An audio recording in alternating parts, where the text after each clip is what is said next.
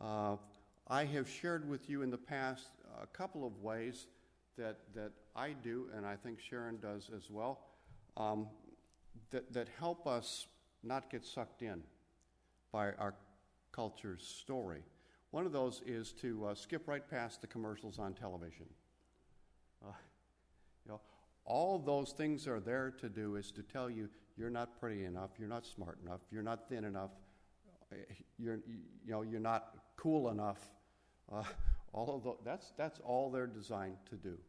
And if you are smart enough to realize that that's what they're there for, you simply and buying a TiVo or a DVR will help you skip right through those very quickly. So I'm not. Don't get me wrong. Don't stop buying things. Don't stop spending money. Don't stop shopping locally. There are things we need in order to live. Don't get me wrong. I'm not saying all spending is bad, but learn what is enough. Skip the commercials on TV. A practice that I started about 2-3 years ago was Sunday paper. I would go home after worship. I would sit down in front of a football game and go through the paper. And the first stuff I would look at was what? That big pack of stuff in the middle. All the ads. It's okay to look at the food store ads, because if you're going to buy food, you want to buy it reasonably, right? Okay. But you don't need all that other stuff from Menards or Lowe's or Home Depot or who knows what else. I'm looking at it from a male's perspective. Throw those things away.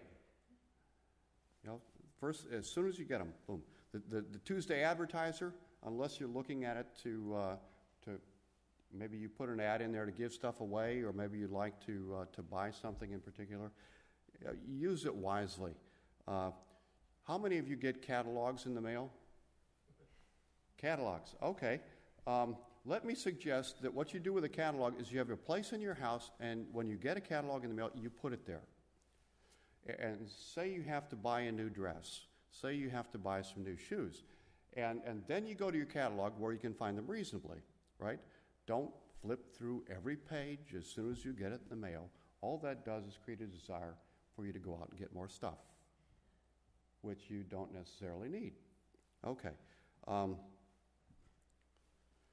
I know there are some of you that have developed similar anti-consumerist practices, and I don't want to stand up here and say I have given you everything there is. I want to learn from you some other practices that you put into your own life so that you can learn to be satisfied with what you have and you don't become just a total consumer.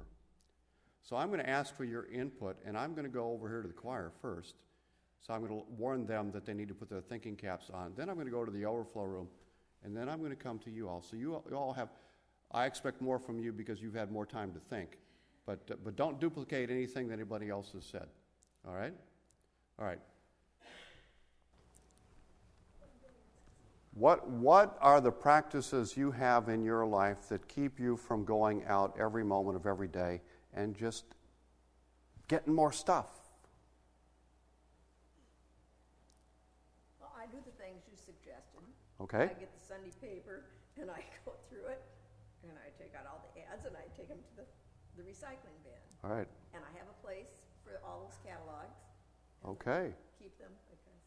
Those are good places to start. Anybody else?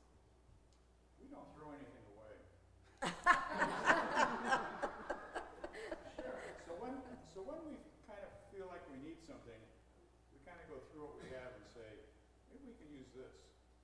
MacGyver. Okay, so you're reusing stuff that maybe you've forgotten you had. Yeah, but on the other hand, we probably need a bigger house. Okay, there are drawbacks. Okay. How about you over here?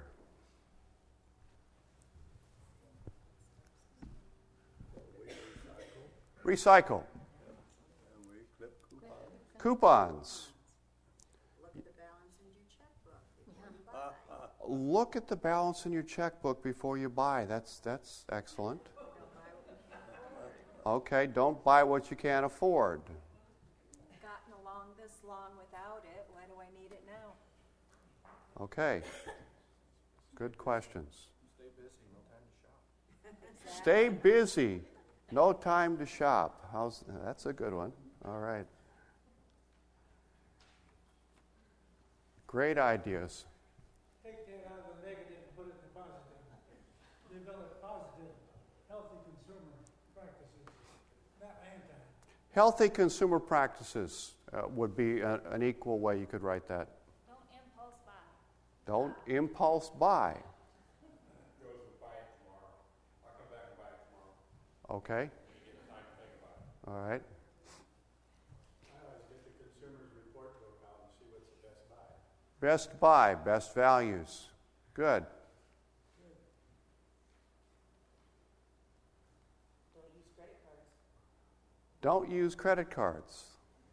Okay. Unless absolutely necessary. Unless absolutely necessary. Yeah, there are times when Don't shop when you're depressed. don't shop when you're depressed. Now that's an excellent idea. Right. Don't expect the stuff you purchase to give you lasting and eternal satisfaction. That's what they won't end up giving you that contentment.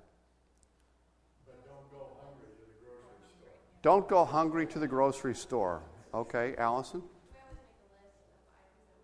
Make a list and stick to it. All right.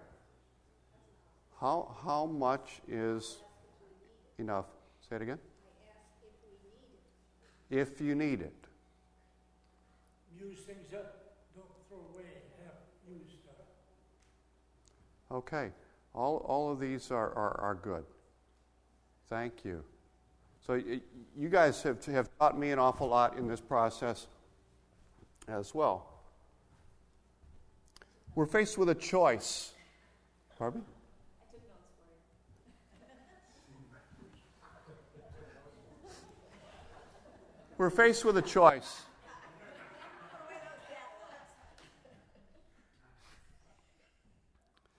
Will we allow our outer circumstances to determine our happiness, or will we journey toward contentment found in our inner circumstances and trust in God? Ask, what kind of a car should I drive? How many clothes do I really need?